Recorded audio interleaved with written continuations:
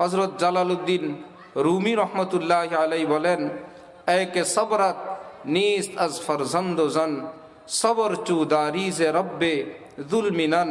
হে বন্ধুরা, শুনলাম যে নিজের কলিজার টুকরা সন্তানকে না দেখে তুমি সইতে পারো না, নিজের স্ত্রী, প্রিয়তমা স্ত্রীর সঙ্গে দেখা সাক্ষাৎ না হলে তুমি থাকতে পারো না।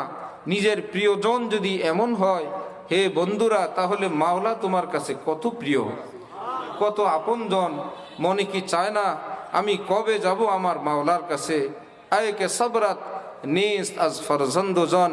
যেই ধৈর্য তুমি তোমার স্ত্রী সন্তানের ব্যাপারে ধরতে পারো না, আল্লাহ থেকে দূরে থাকতে কি একটু কষ্ট হয় না?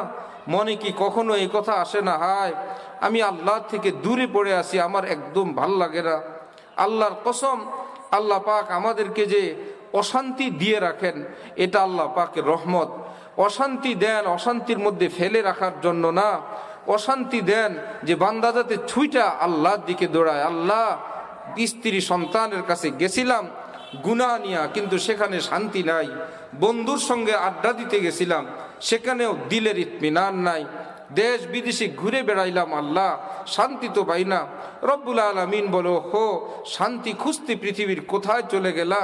আহা, 2 রাকাত পড়তা, যদি সেজদায় লুটে যদি পড়তা সুবহানা রব্বিয়াল আলা বলতা, দুনিয়ার যেখানেই থাকতা দেখতা যে কলিজাটা একদম শান্তিতে ভরপুর হয়ে গেছে।